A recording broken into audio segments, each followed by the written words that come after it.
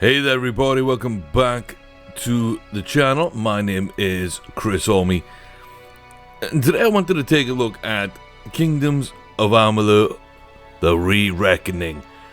Remastering of a game that I spent quite a lot of time playing and really enjoyed more than I thought that I would.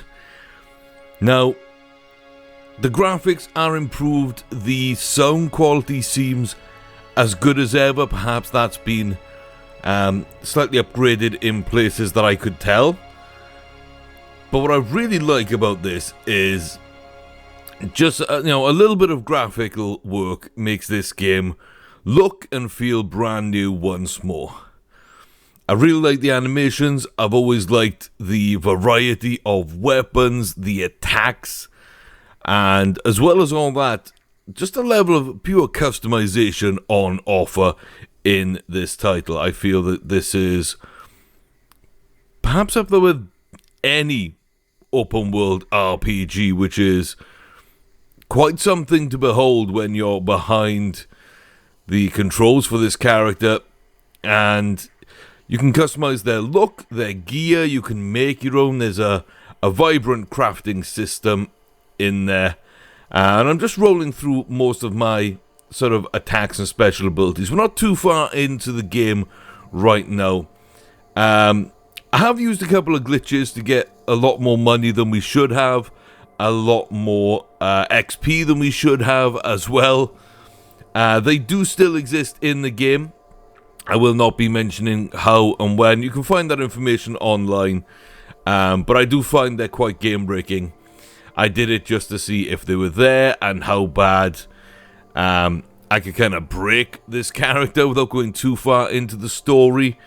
But we have gone a little way in. We're still only in the beginning area, but we've been able to get ourselves some really cool stuff. So we're just firing through the crafting section a little bit here. You can see exactly what we can get, and yeah, it's surprising amount of depth to that crafting system, to the gem, that whole system with the crafting gems, the socketing of gems. Really like that. The whole equipment, the fact that you've got unique armors and different clothing options that you can wear, and if you wear a certain number of them, it unlocks a certain bonus for wearing that set, basically. One thing I didn't quite like is, quite often, you don't get any bonus for wearing the full set. There's 4 pieces of armor, there's a head slot, there's a chest slot, a leg slot, and a foot slot, as well as arms or hands. With mage armor, you normally only get head, arms, feet, and a body, where it combines that torso and legs together into one set of robes. I didn't mind that so much, but like I say, when you actually wear some of these sets of armor, for wearing 2 sets, you get a little bonus. For wearing 3 of a set, you'll get more of a bonus. And then you don't get anything for wearing the full set. And if it's a 5-piece, if it's a more of a martial kind of set of armor, you'll be able to get a bonus perhaps for 2, 3, and or 4, but not 5.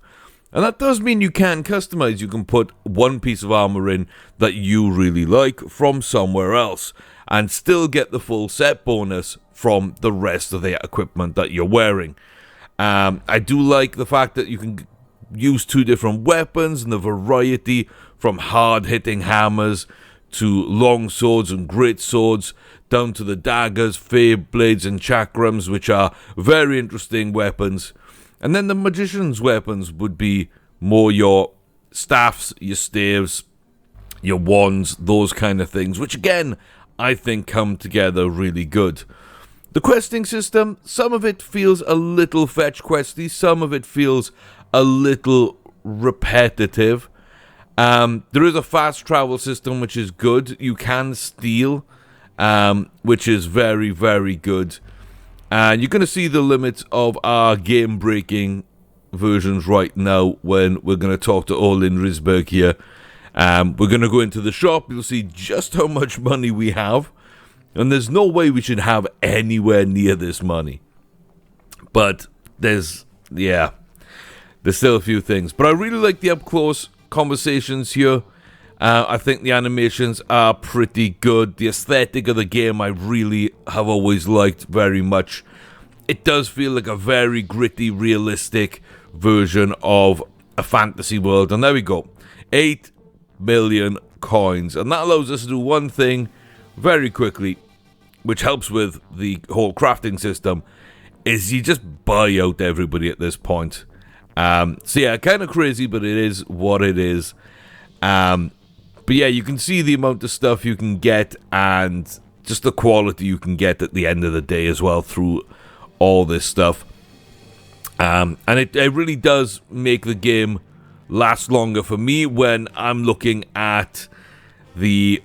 as a whole, I'm looking at the crafting system and I'm able to craft my own armors, I'm able to upgrade them. When I'm done with them, I can pull them apart. I can make something up to some spare bits that I'm not going to use for anything else and sell for that little bit of gold. I need to buy a portion.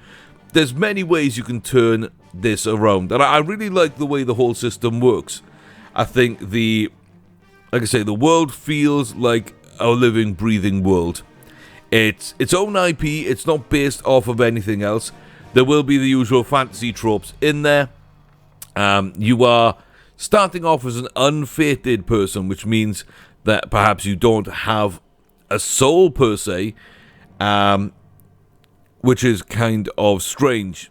Early on in the game, you start talking to Fate Weavers, who are these beings that can sort of look at somebody and actually tell what life has in plan, the time of death, how they're going to die, are they going to get married, everything sort of fortune-tellery comes through with the Fate Weavers.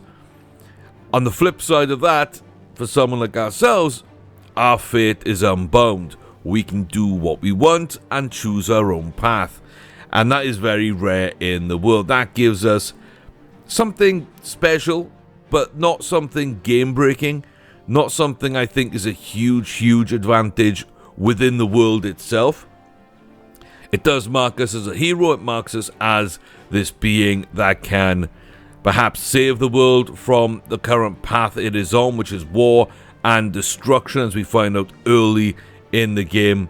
The Fey creatures of the Winter Court, the Tuatha, have come and decided that there's going to be a war. There's the Crystal War between the mortals and these Winter Fey.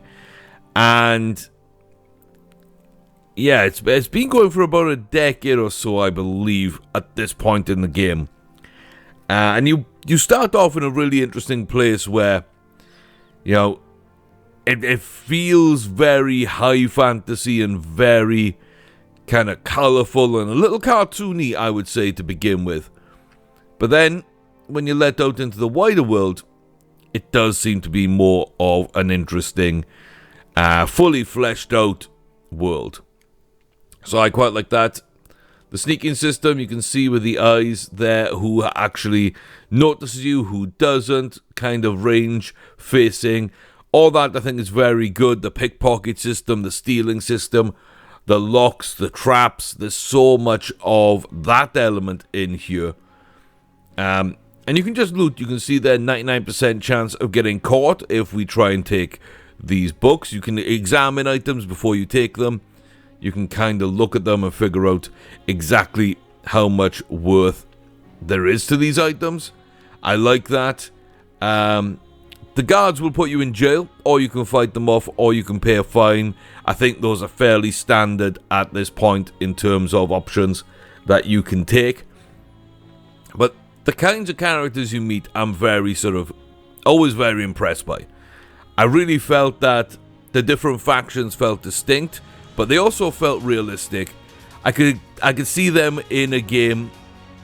I could see them in a world. I could see how they interacted with each other. And not just the different races. I thought that this game's quite low on races. I think it's only got a few. But overall, I really like the ones that they do have. And with the fates as well, you can choose like a star you were born under, essentially, which gives you a little bonus. You can choose your own path through the game. There are many skills, many abilities that you can choose, many different weapon types. As I say, the armor customization sort of goes hand in hand with the quote-unquote class you pick. But as you level up different skills and different trees, you will be able to get fate cards and decide exactly what your fate currently is. And that will provide you with a number of bonuses. So I really like that. We just got some items there being able to steal. You're not able to sell stolen items unless you find a fence, but you are able to salvage them, which I really like. But we managed there to hide for a while, make sure nobody could see us, and then when everybody's attention had cooled off, we were able to get the gear for free. So at the moment we're wearing and equipped with full custom gear and a ton of cool stuff that we can basically use. But like I said, this is a little bit of a broken save, but quite a nice place as well. Fairly early on in the game, you get 2 or 3 places where there's a shop, there's a gem place, there's a potion place, a forge to craft stuff.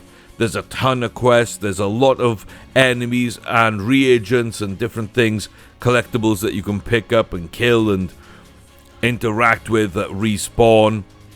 I really feel like they did a good job with making sure that, again, each area feels slightly distinct. This is our second real town we've come across, and it feels way different to the first. For me, this is important. It really is important for someone like me.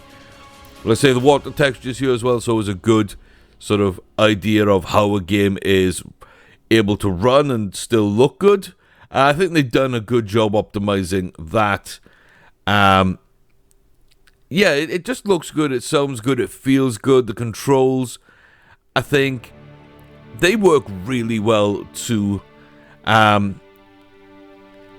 Generic, standard kind of things, number keys to select skills, mouse wheel to change between your 2 sets of weapons, WASD, F to interact with things, and here we got spacebar to leap forward. Now that would be your dodge, which could be a forward roll or something like that, but the fate we've chosen actually allows us to teleport. Only a very short distance, not very quickly, and that is fine. But yeah, we don't really miss that. And I also like elements like this that are multi-levels. And to stop you from accidentally falling over places, it asks you if you want to. There's hidden stuff like these little pools in the water. Can you find them? What will they contain? You can smash crates in front of buildings to get some extra gold. You can fast travel between cities, which in a wild world like this is very, very much key. And I like how quickly you can leave a city, and you can see here elements of a wall just from the back of the city, but it feels like you're now firmly in the wilderness. This is a wild, savage world. And with that, I think, comes another fun part, which is the combat. At times it's a little button bashy, but with all your skills, I can throw out some lightning, and then I can just go in with my daggers, charge move there. For some reason this one didn't lock on to me, so I was able to jump through it and poison it, which is part of my teleport ability. And I just actually waited there for the poison to take over and kill. And now we're going to go and find a couple of other enemies and take a look here at the excellent system here, where you can get special kills, you can get cinematic moments as you are twisting fate. It'll give you a button prompt there, a quick time event to complete to gain more XP. But you can see that our fate was full, we actually tapped into it, and time slows down. We were able to get the kill and then press F and be able to start that little quick time event, as I say, which will get you in a really good place. You can see here different sort of enemies, different types. We've got a disease, these are enemies that really do kind of hurt at lower levels, and you will be a fairly low level perhaps at this point in the game. I just happen not to be. Lockpicking, again, fairly standard. It's 180 degrees. I tend to go really slowly and lift off now and again. If the pick shakes, it's going to break. You're not going to get to open it, so make your adjustments with the pick placement and then just hold down D again and keep going through. Like I say, I really like the way this looks and feels. I think this is a very nice, visually sort of impressive game. And I like that aspect initially, but the re-reckoning, of course, the remastering of this game really, really does sort of put another layer on that and refreshes sort of my interest in that side of the game. I think we were just attacked there from up above. We couldn't see what it was, but the enemies could apparently see us as we ran past, so we're going to go and clear up some of these plague bearers while we're still diseased. Showing off some of the other weaponry we've got in combat. And I really like the combo we've got as well. We've got a fire weapon, which does some big damage, but is slow. Then I got the daggers, which have, I believe, lightning damage. We've got a poison with our teleport through people. But yeah, it kind of all comes together. Different enemies have different resistances, as you would expect. And now looking at the world here, you can see a little bit of the scope. Those icons are basically where we've gone. And not even all of those, about 3/4 of those we have visited. But you can see as we hover over things in the top right, you can see shop blacksmithing and a ton of different stuff. That'll let you know what is in a region. So if you're looking for a certain thing, you can just fast travel and get there. There are these little mini maps inside of the world map when you get into a certain place. They may not be on the actual map. Those are places you're going to travel sort of far, far away. But yeah, they have their own maps, and they're not secluded somewhere you can't find them. They're here as part of a big map, just a smaller map overlaid onto the world map. You can see the amount of detail as well when you go into the local map.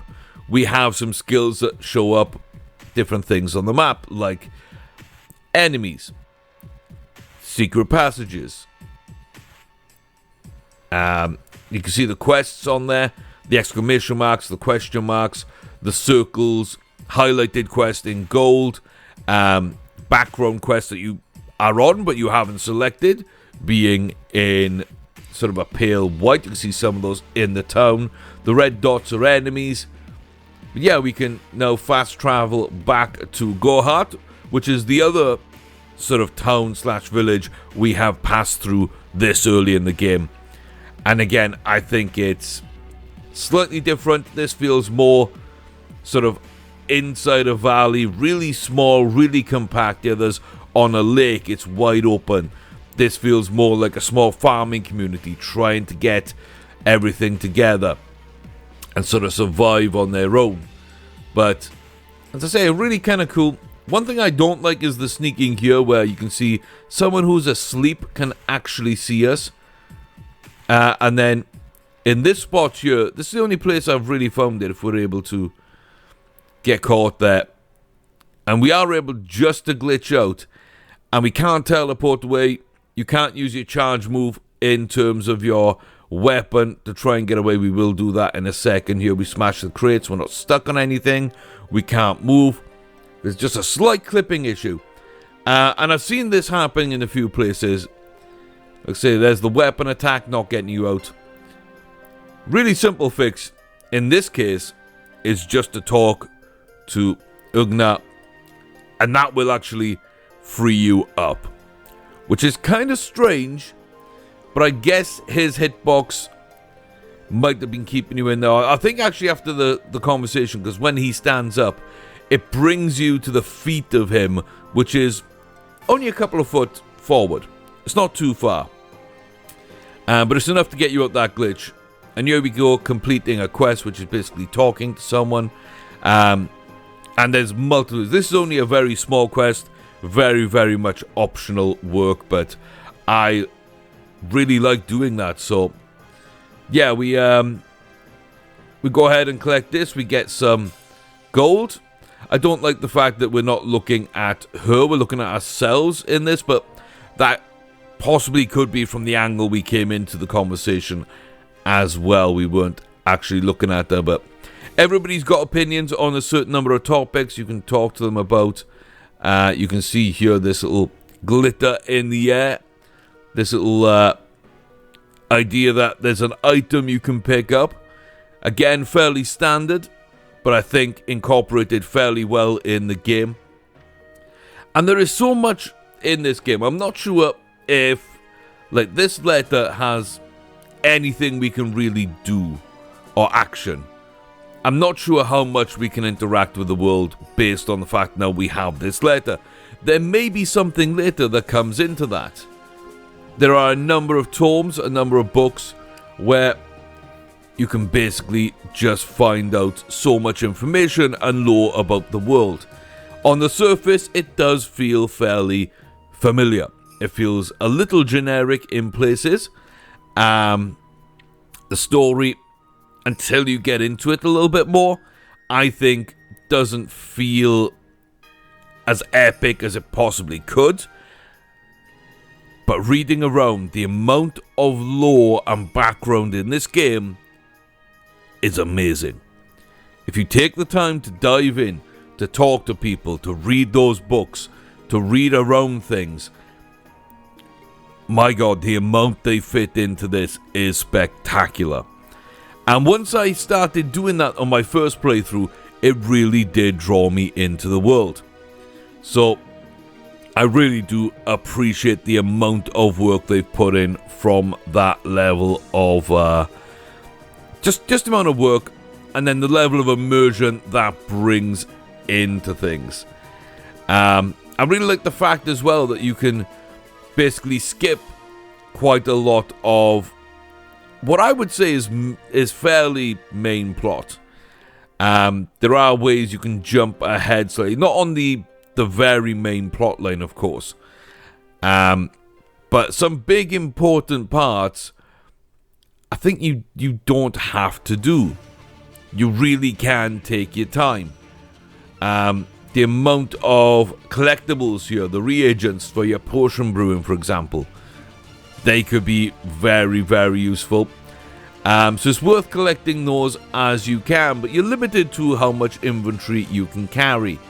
I tend to fill up fairly quickly on that, but again, that's just something that, you know, happens from time to time. You see we're passing a lore stone. I've already collected that one, but if you click on it, if you press the F key when you're near to one, it will start reciting some lore from the world. And they're basically voice recorders within the world. Anybody could basically have walked up to one, said what they wanted to say, and it is preserved throughout history. That's very, very interesting, very cool. It doesn't feel like a lore dump. It feels very sort of character friendly and not too intensive, not too heavy at all, not too intrusive. I feel like it really works in the world. And you also get these different shrines, which I really like as well, give you different blessings from the gods, but again, doesn't feel like it's being forced down your throat. I think it's a very friendly way of introducing lore that characters can then go on and explore more of. You might have seen the transition there coming into this little mine. You actually run up to a certain point and the camera stops, but you continue running forward and it kind of looks like you're going in as it's trying to load the level. You can see here no traps. And something else I really like are the tutorial messages. Only when you find something new, only when something changes within the game, out of the way, a little bit of information, just enough, just what you need, nothing more. And I really, really like that. And again, there's nothing spectacular here about the level design or the graphics that have been sort of put together here, the assets, I should say. But I do feel like we're in a mine, and I like the way everything is. I love the fact there's these hidden pockets of loot. I love the fact that enemies don't always show up on the map. Sometimes they're triggered just like now, based on where you are. And even though I was sneaking, they get the ambush because I had no idea they were there. And now this is the first time I think we're facing off against Kobolds. So now I'm learning what they do, and I'm trying to get some distance, let them come to me so I can build up for my big attacks, but they're not grouping. They're actually staying well spread, so my fun attacks don't hit them. And a couple of them like their distance. They're happy to throw. But as soon as I go close, they start hitting me. And I really like that. Different enemies acting in different ways. Different skill sets, different weapons, different abilities as well. You saw with the Boggarts, with the Plague Bearers, actually giving us a curse. I'm going to carry that around. I don't really care right now. But we figured out that actually probably, let's just go in. Let's run up to them with daggers, close the distance, and absolutely take them out. Because I don't think holding our distance is going to work very, very well against a group of them. And we're going to be somewhat lockpicking. Again, some of these are really easy. Some are quite challenging. Sometimes you can get lucky with those, but you can force licks. You've got also primary picks, which just open or have a greater chance of opening the locks. I'm not sure if they open everything first time, but most things they will, if not everything. The loot, if you do leave something on the ground, it will show up when you get close. And now you can see we're getting hit a little bit, but we're able just to go in. You can also change your targets. And now we can see one of the combo abilities. We've got our little shield out in front of us. And they're not really willing to attack while we're on the defensive too much. But if we keep using this, we're going to attack that kind of hurts, brings them closer together, and just does damage. Now we're left one-on-one. But you can see the amount of damage we do. And I really, really appreciate that. The number of combos, we'll have a look through the menu in a little while and see what combos we've unlocked, what ones are still there. I've pretty much focused on daggers and staff. That's been the main thing. I haven't gone too much down the might tree, which we'll look at the skills as well in a little bit. But yeah, we're kind of built down one pathway, which is a style I enjoy. A little bit of stealth, a little bit of damage, a little bit of magic. I don't really want to be the heavily armored fighter, just sword swinging, smashing into things. I feel like I can do some of that with the other classes. But yeah, I think that's it's a viable playstyle choice. And I like the fact, again, the game gives you this opportunity. And I'm just jumping through enemies here to give off a little bit of poison and hurt them. Back on the staff, just to blow through them. I always find that's quite good for like a big group. It does help out clear out the room. And then one-on-one, I pick up the daggers again. There's an gnome corpse here. I don't know if this is a quest. I don't know if this is something someone's going to ask me to look into later. But I have the book, if that is important. The log, I believe it was. And there's a gnome corpse. So if someone's looking for a gnome that went missing and has a certain book on them later on in the game will actually give me a dialogue choice saying either I've already found that, or I'm sorry he's dead, or do you mean this book? Something along that line. And I like that. It allows you to sequence break. It allows you to go and explore the world. The game does not block you off. It doesn't tie you down to areas where you're not able to go into places because the game's not ready for that yet. So I kind of appreciate that aspect. I think, like I say, for me the impressive thing is the lore the game builds. And I was always waiting for multiple games in the series. I was really pleased that they decided to remaster this. That always gives me hope that a sequel or another game set within the same world possibly could be on its way at some point. I'd really like for that idea to be developed. But also, I'm fairly happy with what they've done. You can actually disarm a bear trap. I think we walked through it on the way there, but it didn't quite trigger. We avoid that one. But we can also jump through traps using our sprint ability as well. I think I'm going to show that off just as the bear trap goes off. I don't think we took much damage, if any. But yeah, we're pretty good with traps anyway, which is a good thing. And again, we run off in the distance and it loads the game for us. It's a nice transition. I really do appreciate it. But yeah, with the amount of lore, like I say, that's my main thing with this game. The customization is definitely the second thing. Modding customization, I always like to see more and more of that. But I feel the game gives you enough depth that you don't really need mods, which is also impressive. The size of the world, the scope, the amount of gameplay hours and replayability. We're going back here to the very start. We started off in that building and having to escape as it's under attack. I love the look and the feel of the place, and you can see the damage in the background as we jump in now to the moves.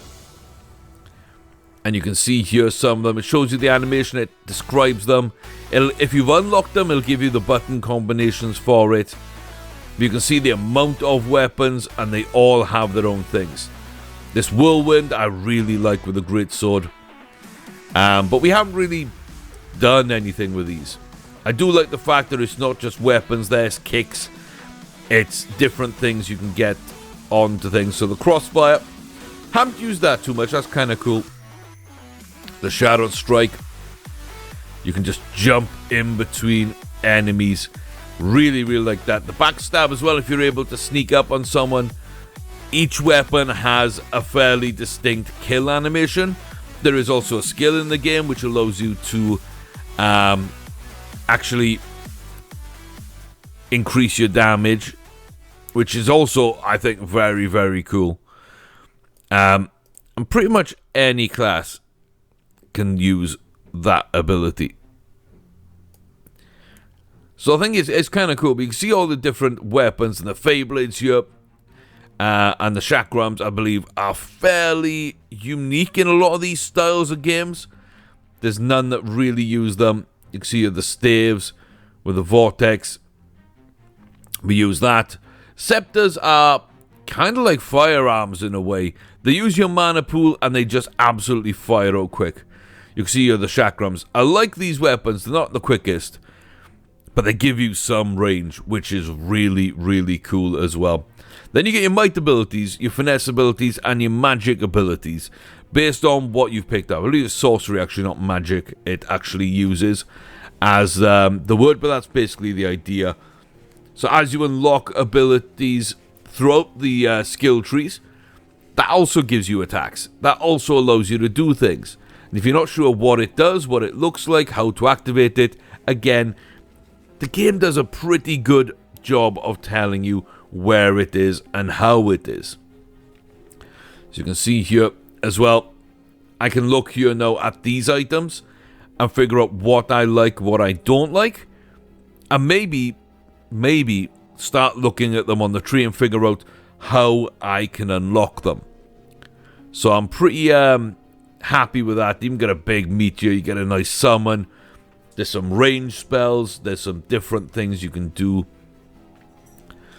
So if you look here now at your destinies that you can unlock and choose, you can see that at the moment we got Warlock tier 4. That gives us a bunch of different stuff.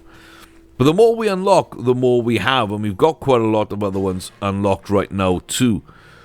So it really is dependent on how you play, what skills you choose, and where you want to go in the future. But I say, for me, I play a certain style in this game. I really enjoy that. But If you do unlock everything, there are the universalists. When you finally get there, it just gives you blanket bonus to damage. Shadowcaster, finesse, and sorcery, that's kind of my end game, I think, there. Some more critical hits, some mana recharge. You can see here the skills, the sorcery, finesse, and might trees. Some are tied to others. The ones at the bottom are unlocked earlier. The ones up near the top, you need a certain number of points to actually unlock within that tree. As you can see there, the red text that popped up very briefly in some of these. And we don't actually have very much might. That's not the way we play. We're all about that stealth, shadows, magic. That's kind of my character in the game. So those are the two trees we have explored heavily. You get a few points when you level up. You get an ability that you can put in. But each of those unlocks certain things. And like I say, there's skills, there's passives, there's actives. The quest system, I think, is very well put together. It's easy to see all your quests you've got on. They're split up into different places that you're able to actually figure out which ones you want to do now before you leave the area. And I really like the completed quests as well.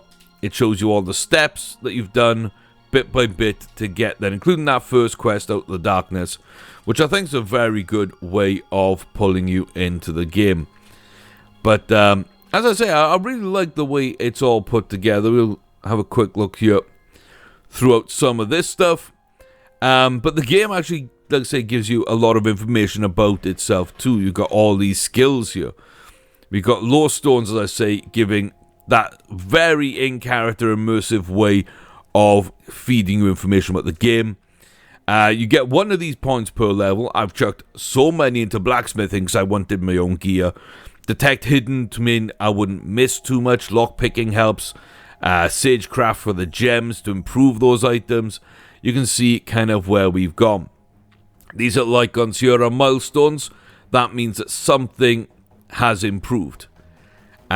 Basically, when you take a skill, it does improve how good you are at that certain thing every single time. But you're really aiming for those milestones. And I like that. That gives you some cool stuff. Here we can see now a little bit more of the fates. We've got Harbinger and Confident. They give us some extra bits of bonuses there for our Twists of Fate. And then these lore stones that we have unlocked, it tells you a little bit about them.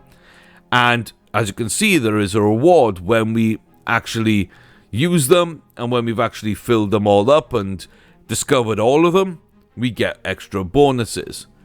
And you can see what actually those Plague Bearers did to us. Curse of Mana Drain. There's the Blood Plague. Both of those are pretty serious. And the bonus we chose at the beginning was critical hit damage. So I always like playing that style. So that's the way we did. But like I say, this game allows you to do so much. It allows you so much scope to change over the course of a playthrough. You could start being a martial character and decide to respec later on.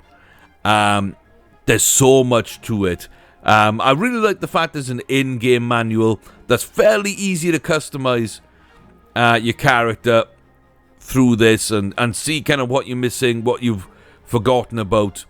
It's laid out fairly well. The information is kind of clear and easy. I really, really appreciate the fact that that's in there. Options, pretty good. You can change the difficulty in the game itself, as you can see. But, yeah, I really like these kind of options.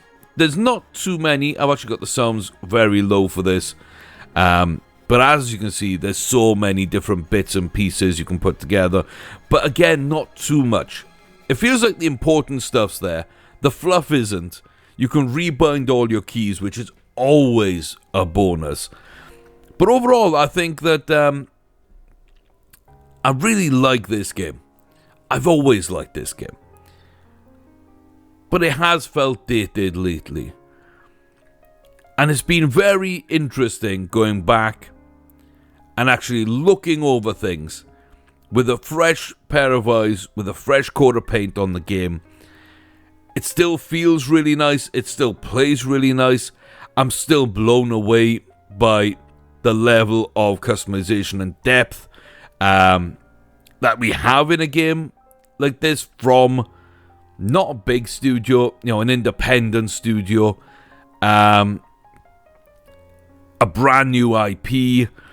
I think Reckoning was a very, very good game to actually bring you into this world. It was a very nice introduction into this world, into these sort of races, the conflict, the whole scenario. I'd love to see a revisit and a sequel within this setting. I don't know if that's ever going to be possible. But I'm really glad that we got this re-reckoning, the remastering of the game. As I say, I feel it does extend the life of it. Hopefully brings new eyes to it. Hopefully brings a little bit more money for them. And as I say, if that does lead to another game, I'd be absolutely delighted. We're just going to finish off here then by talking to a Fate Weaver. This is Luminitza. And basically she is a Fate Weaver. So as I say, she can see your fate. She can explain things. There's a little bit more information we haven't talked to her because we went and talked to her, did some stuff. Now we know more. We can go back and talk to her again.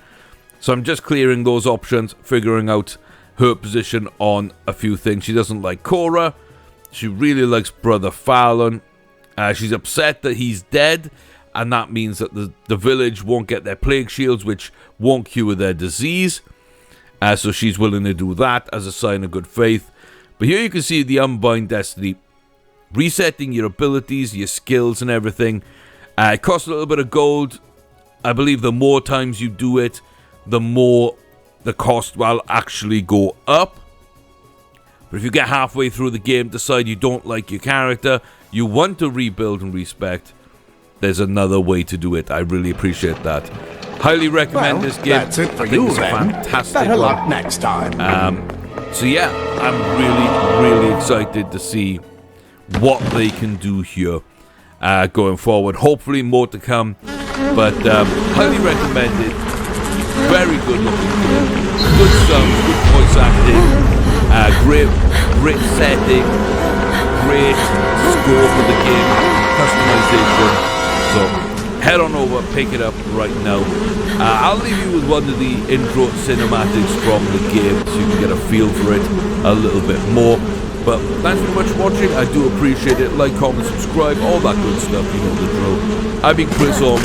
This has been Kingdoms of Amalur Re-Reckoning, the remastering of a very, very impressive game at its time that still holds up today.